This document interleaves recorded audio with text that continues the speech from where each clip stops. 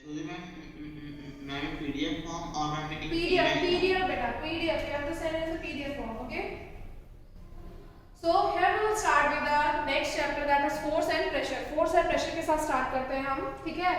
बहुत easy chapter है और बहुत आसानी से आपको समझ में आ जाएगा, ठीक? बस जो मैं आपको बताती जाती हूँ आपको वैसा ही पढ़ना है, ठीक है? It is very easy chapter बेटा। आपको ये जो चैप्टर है, this is the chapter of physics, ये फिजिक्स का चैप्टर है, तो अब हम उसके अकॉर्डिंग यहाँ पे पढ़ेंगे, ठीक है? नाउ सबसे पहले हम बात करते हैं यहाँ पे फोर्स एंड प्रेशर में। First of all we will talk about the force. सबसे पहले हम किसकी बात करेंगे? फोर्स की बात करेंगे कि फोर्स क्या होता है, ठीक है? तो अगर हम फोर्स की बात करते हैं तो फोर्स इज अ पुल और पुश, ठीक है? अ पुल और पुश, यही फोर्स की बेसिक डेफिनेशन होती है। अभी मैं और सारी डेफिनेशन बताऊंगी आपको, लेकिन एक बेसिक डेफिनेशन की बात करते हैं तो क्या कहेंगे? अ पुल और push is called a force, ठीक है? किसी भी पुल या फिर किसी भी पुश को हम क्या कह सकते हैं? फोर्स कहते हैं, ठीक है? फॉर एग्जाम्पल के तौर पे यहाँ पे देखिए, जैसे कि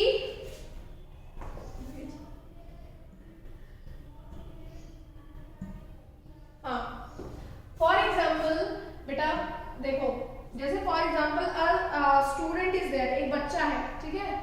एक बच्चा है and the boy has taken a block, या फिर एक बॉल ही लिया हुआ है उसने, या एक ब्लॉक लिया हुआ है, या फिर एक बॉल लिया हुआ, दोनों में आप कुछ भी समझ सकते हैं। बॉल लिया है या फिर एक ब्लॉक लिया है बच्चे ने।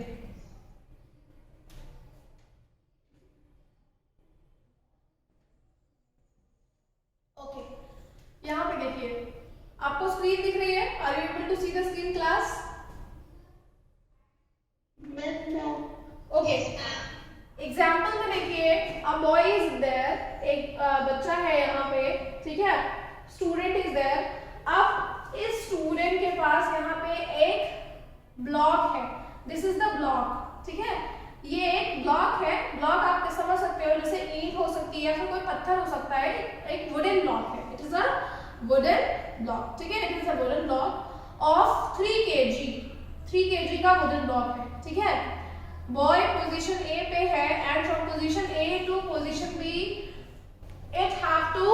the boy have to push this particular block, wooden block को उसको पोजीशन ए से पोजीशन बी तक क्या करना है?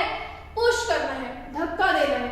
तो ये इसको धक्का देते देते यहाँ तक ले आएगा, पोजीशन बी तक, मतलब after a certain time block हमारा यहाँ पे होगा, ठीक है? तो क्या हुआ? इस पर्टिकुलर बच्चे ने, ये जो यहाँ पे स्टूडेंट है, इसने क्या किया? इसने फोर्स अप्लाई किया। एक फोर्स अप्लाई किया कि नहीं? तो कैसा फोर्स था वो? पुश वाला फोर्स था, धक्का दिया उसने, ठीक है? जब धक्का दिया तो क्या हुआ? डिस्प्लेसमेंट हुआ।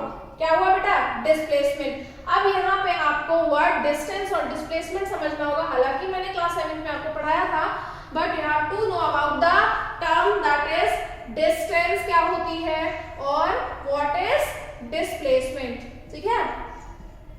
डिस्टेंस एंड डिस्प्लेसमेंट, ठीक है?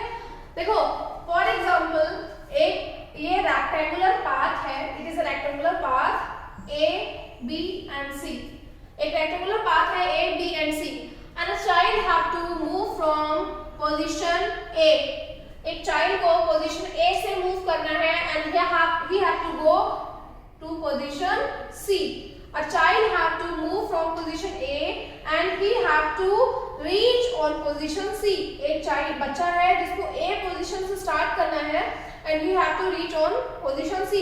अब now the child is having the two pathway.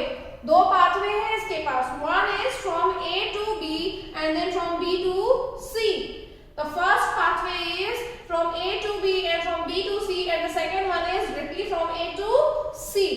The child is having the two pathway to move from A to C, A position से लेकर C position तक.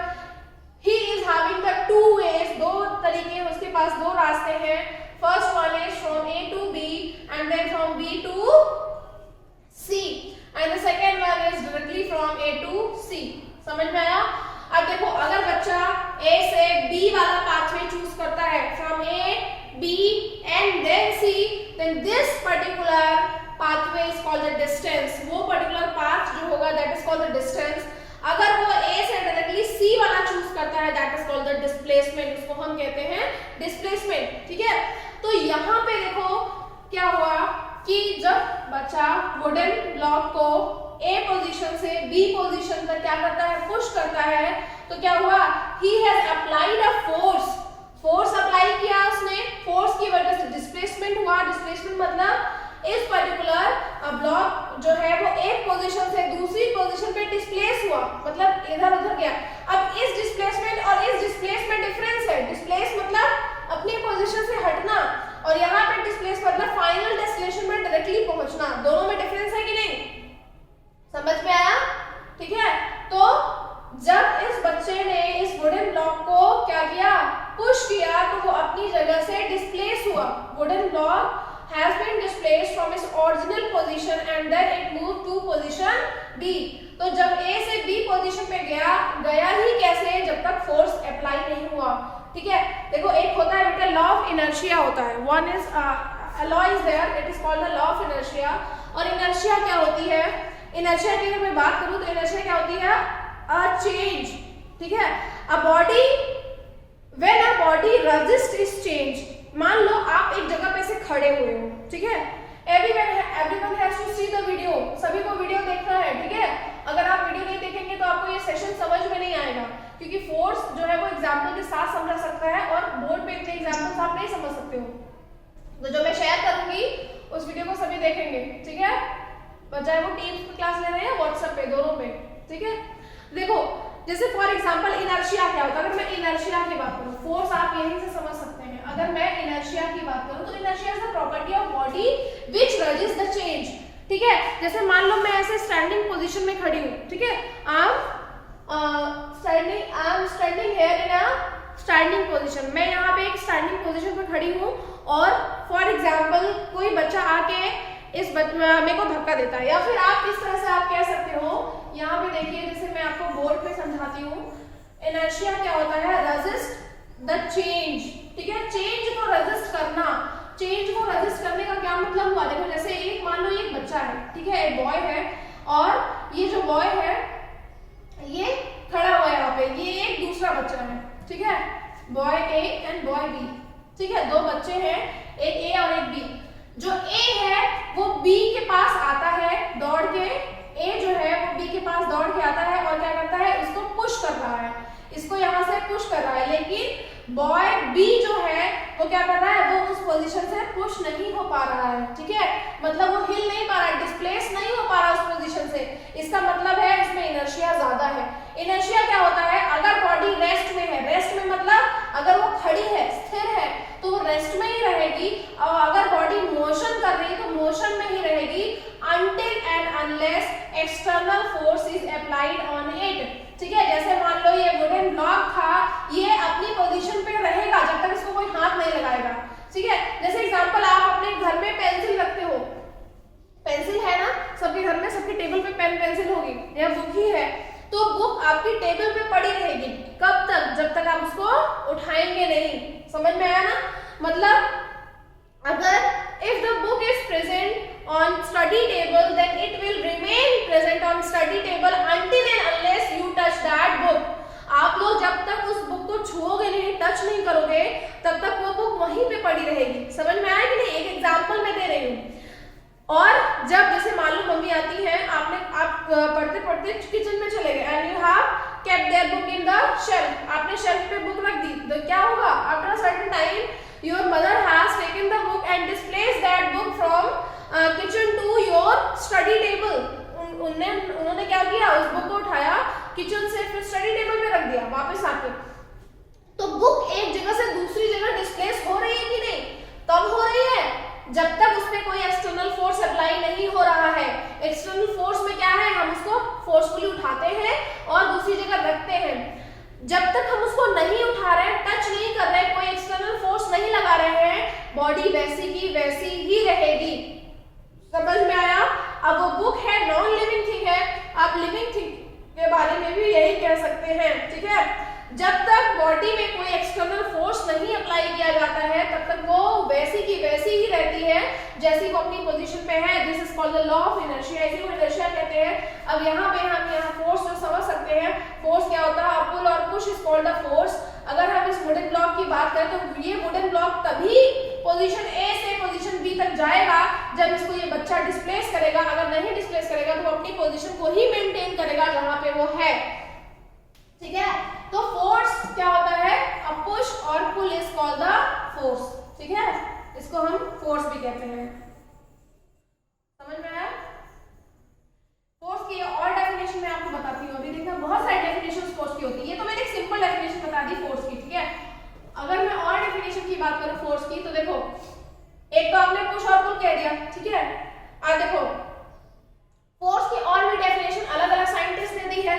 जैसे मान लो ये वुडन ब्लॉक है, ठीक है, ये बच्चा है, इस वुडन ब्लॉक को ये पोजीशन ए से पोजीशन बी तक ले जा रहा है, ठीक है। जब ये पोजीशन ए से बी तक ले रहा है तो कुछ डिस्प्लेसमेंट हुआ इसमें, ठीक है, मतलब कुछ डिस्टेंस इसने कवर करी, मतलब यहाँ से यहाँ तक मान लो 3 मीटर है तो 3 metre after a certain time में 3 मीटर के बाद यहाँ पे होगा, ठीक है।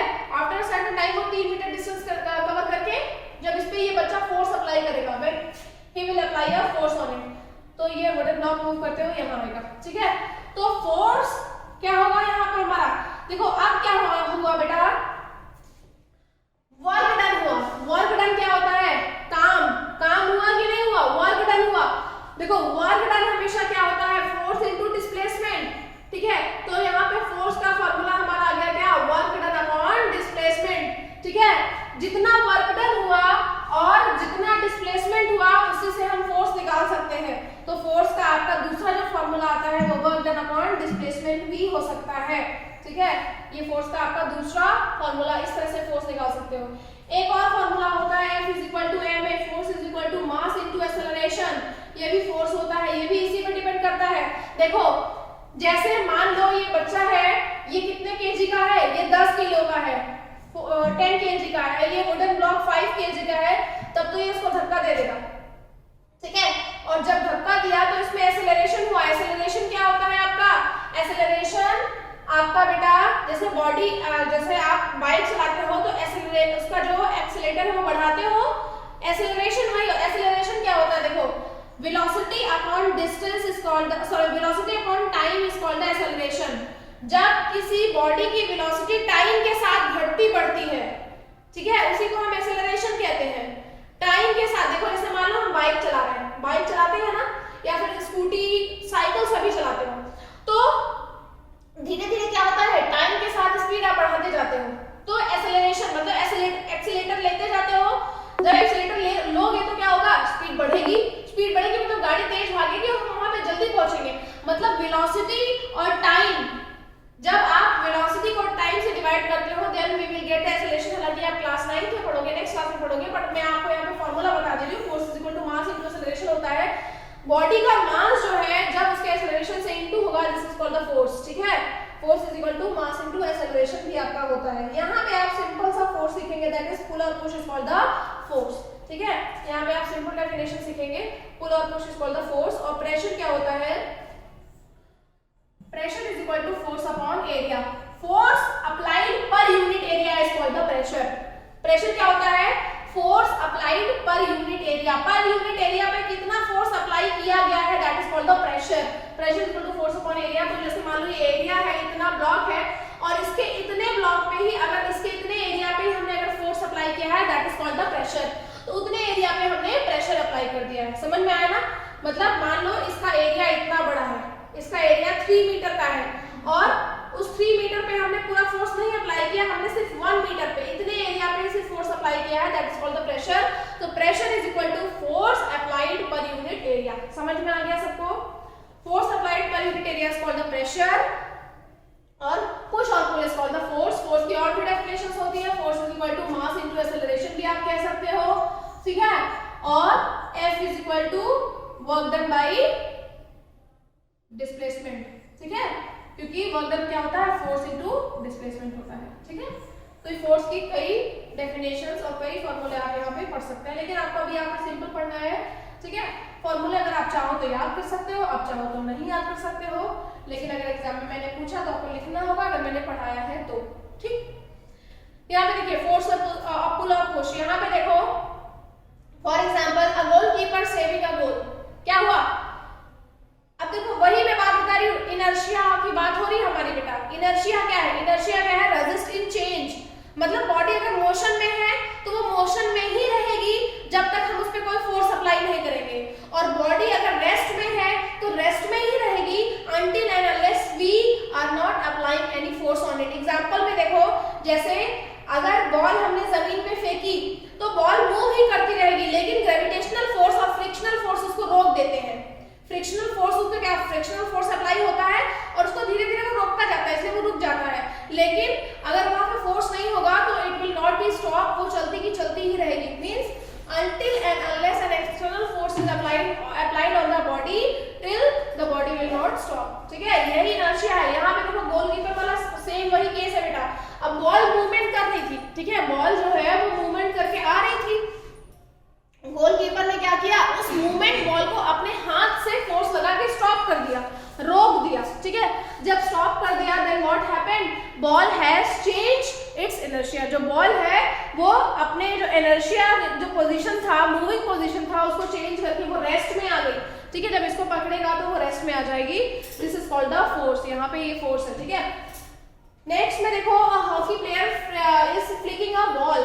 हॉकी प्लेयर जो है वो बॉल को फ्लिक कर रहा है। ठीक है, कैसे फ्लिक कर रहा है? ये एक फोर्स अप्लाई कर रहा है। ठीक है, एक फोर्स अप्लाई कर रहा है, उस फोर्स से बॉल एक पोजीशन से दूसरी पोजीशन जाएगी। मतलब बॉल हमारी यहाँ पे रेस्ट में है, रेस्ट में मतलब एकदम स्थिर खड़ी हुई है, और जब ये हॉकी स्टिक से उसको फ्लिक करेगा, हॉकी स्टिक से इसको फ्लिक करेगा, उसके बाद क्या होगा, ये बॉल एक पोजीशन से दूसरी पोजीशन पे जाएगी। ठीक है, अपने इनर्शिया को क्या करती है, पहले वो रेजिस्ट करती है, लेकिन जब उसे ज्यादा फोर्स अप्लाई हो जाता है तो क्या करती है, वो जो पर्टिकुलर बॉडी है वो मूव करने लगती है एक पोजीशन से दूसरी पोजीशन पे। ठीक है, तीसरे में भी वही है, a fielder is stopping a ball, ball movement कर रही थी और उसने फोर्स लगा के बॉल को स्टॉप कर दिया। ठीक है, फोर्स लगाया बॉल। और एग्जांपल है, जैसे हम गाड़ी चला रहे हैं, स्कूटी चलाते सभी लोग चलाते हैं, साइकिल सभी लोग चलाते हैं। ठीक है, चला रहे हैं, चलाते चलाते क्या हुआ, जब हम ब्रेक लगाएंगे तब हमारी गाड़ी रुकेगी, रुकेगी कि नहीं? ब्रेक लगाएंगे तो क्या हुआ, जो हमारे पर्टिकुलर व्हील्स है उसमें क्या हुआ, उसमें एक फोर्स अप्लाई हुआ, उस फोर्स से वो हमारा रुक गया। ठीक है, जैसे साइकिल आप चलाते हो, साइकिल में जब आप पेडल, जब साइकिल ऐसे खड़ी रहती है उसमें जब आप पेडल्स मारते हो तो क्या होता है, पेडल से एक फोर्स लगता है, फोर्स लगता है और उस फोर्स से वो चलना स्टार्ट होती है। तो फोर्स किसी भी मूविंग बॉडी को चला सकता है, किसी भी चलती हुई बॉडी को स्टॉप कर सकता है। ठीक है, तो यहाँ पे हम कह सकते हैं a force can stop a moving body and a force can able to move a stationary object या stationary body. Force will be able to move the stationary object या stationary body and force will able to stop a moving object या फिर moving body. ठीक, समझ में आ गया ना सबको ये? अब देखिए यहाँ पे हमने ये फोर्स देख लिया। ठीक है, यहाँ पे देख लो, अब हम कौन कौन सा फोर्स, ओपनिंग और शटिंग अ डोर। अब देखो ओपनिंग, अगर हम डोर को ओपन कर रहे हैं, खोल रहे हैं, तो क्या होगा, हम क्या करेंगे बेटा, ओपन दोनों साइड से होता है। किसी किसी के घर में पुल करके ओपन होता है, किसी किसी के घर में पुश करके ओपन होता है ना। जैसे आपको अगर स्कूल का याद होगा तो स्कूल में देखिए डोर पुल करके ओपन होता है। ठीक है, हम अपनी तरफ खींचते हैं। कभी कभी क्या होता है, हम पुश करते हैं डोर को, तो डोर में क्या होता है, ओपनिंग में और ओपनिंग और क्लोजिंग, देखो ओपनिंग में पुश और पुल दोनों यूज होगा, पर क्लोजिंग में क्या होता है, क्लोजिंग में भी आपका पुल और पुश हो सकता है। ठीक है, दोनों हो सकता है, आप पुल भी कर सकते हो, पुश भी कर सकते हो, दोनों केस में। ठीक है, लेकिन लिफ्टिंग नहीं होता है। ठीक है, पुल और पुश में दोनों में आप यस लिखेंगे, वाई वाई। ठीक है, इसमें ओपनिंग और डोर में भी आप क्या लिखेंगे, पुशिंग एंड पुलिंग दोनों लिखोगे आप। ठीक है, next, drawing a bucket of water from a well. अब देखो क्या है, कुएं से पानी निकालना है, खींचना है, तो हम पुल कर रहे हैं, इसमें हम पुल वाला, हम पुश नहीं करते हैं, तो पुश में नो हो जाएगा, एंड हो जाएगा, लेकिन पुल में वाई रहेगा, यस।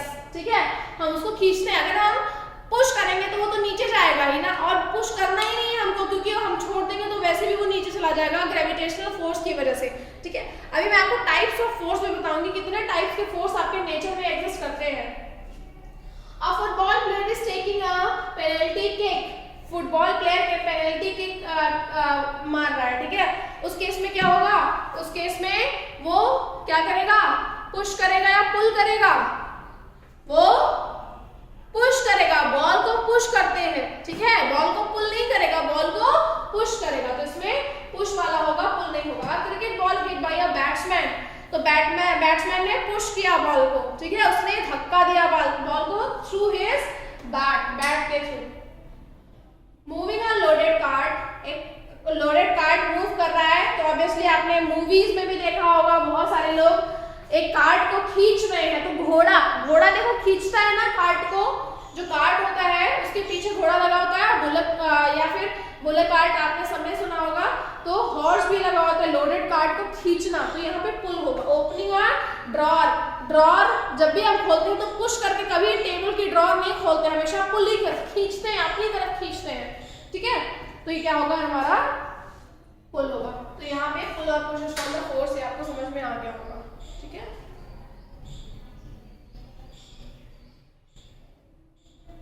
पुल और पुश मैंने बता दिया, forces due to the interaction, ठीक है।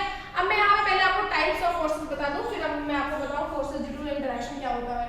अगर मैं टाइप्स ऑफ फोर्सेस की बात करूं बेटा, तो डिफरेंट टाइप्स के फोर्सेस आपके नेचर में एग्जिस्ट करते हैं, ठीक है, और हर तरह का फोर्स नेचर में पाया जाता है जो हमारे चारों तरफ होता है। देखो साइंस हम पढ़ते क्यों है, जो चीजें हमारे चारों तरफ हो रही हैं, जो केमिकल रिएक्शंस हो रहे हैं, जो बॉडी में रिएक्शंस हो रहे हैं, ठीक है, जो फोर्स हम अप्लाई कर रहे हैं, that is the science. Science तो वही है ना।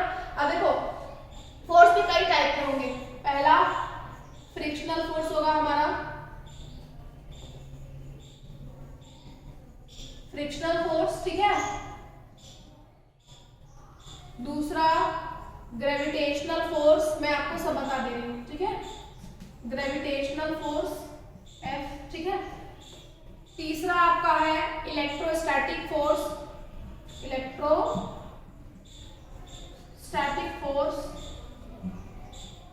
और आपका फोर्स क्या होता है, चौथा, और फोर्स के टाइप बताइए, नॉर्मल फोर्स, ठीक है, नॉर्मल पे भी अप्लाई होता है, ठीक है। एक बेसिकली आप चार तरह के फोर्स यहाँ पे पढ़ेंगे, frictional force, gravitational force, electrostatic force and normal force, ठीक है। सबकी डेफिनेशन क्या होती है और सब कहाँ कहाँ पे अप्लाई होते हैं, ये मैं आपको बता दूंगी, ठीक है। समझ में आया बेटा? तो बेसिकली चार टाइप के फोर्स आप यहाँ पे आप पढ़ेंगे। चारों में फ्रिक्शनल फोर्स क्या होता है, बॉडी में फ्रिक्शन प्रोवाइड करता है, जिसकी वजह से बॉडी जो है वो रुक जाती है, रुकती है, ठीक है। ग्रेविटेशनल फोर्स अर्थ के ग्रेविटेशन की वजह से होता है, जिसकी अपनी पर्टिकुलर वैल्यू होती है ग्रेविटेशन कांस्टेंट की, ठीक है। इलेक्ट्रोस्टैटिक फोर्स, और भी फोर्स होते हैं, मैग्नेटिक फोर्स भी होता है, जो मैग्नेट वाली चीजों में लगता है, that is the magnetic force, ठीक है। बाकी जितने टाइप्स के फोर्स हैं ये मैं आपको नेक्स्ट टर्म में पढ़ाऊंगी, ठीक है। जितने टाइप के फोर्स हैं ये मैं आपको नेक्स्ट टर्म में पढ़ाऊंगी। आज के लिए बस इतना ही बहुत हो गया तुम लोग का आज। Thank you class.